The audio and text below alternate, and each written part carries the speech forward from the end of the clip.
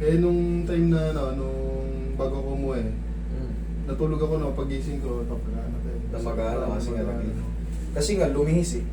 Tapos nung nandito na ako, nung nakarang linggo lang din yon, ano na siya, para pag kumakain ako yung ano, nung isang linggo yun, yung buka ng bibig ko, ganito na.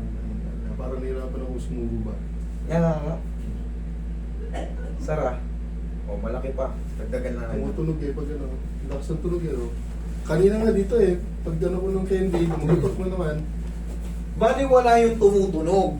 Basta walang masakit. Pero pag tumunog siya at nangalay o nangawit o sumakit, hindi po pwede. Kailangan tumunog man siya, wala lang. At nakakakain kayo ng maayos. Ganun yun. Pero ito, mukhang nag-aalangan si Sir, medyo nakalihis.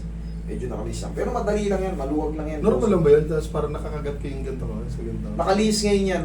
Ah. Nakalihis ngayon yan. Kaya nakakagat mo yung ano. Yun nga. Kaya nakakagat mo yung likod ng Natatakot ako eh pag kumakain ako eh.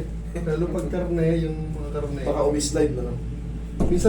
Minsan pagkagat ko parang hindi na nabuka eh. Pag ano, parang damadiretso na siya. Sige. Baguhin natin yung posisyon. Sige nga. Okay, Sara. Sige nga. Dandan, Sara. Sige nga ulit. Dandan, Sara. Pang!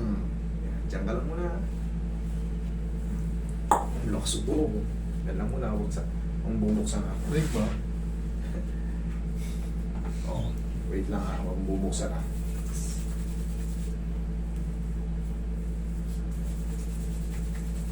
Kalmahin lang muna natin. Saglit lang naman yung saglit lang yun. Malalaman yung pagtama yung adjustment.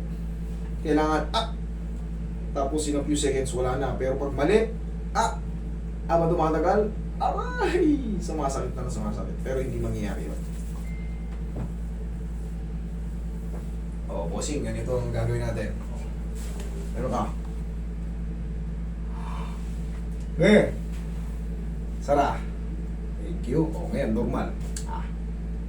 Nga. Sara. Okay. Pero meron pa siya pati ano yun. Tumutunog. Sabi ko nga sa inyo, paliwala yung tunog basta walang pain. Tapos, palagi na tayong ganyan. Kasi akin, tingnan mo. Ayun o. Kumakaltag, may tumutunog.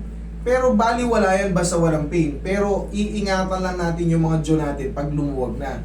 Ganito ang gagawin natin palagi pag hihikam tayo. Okay.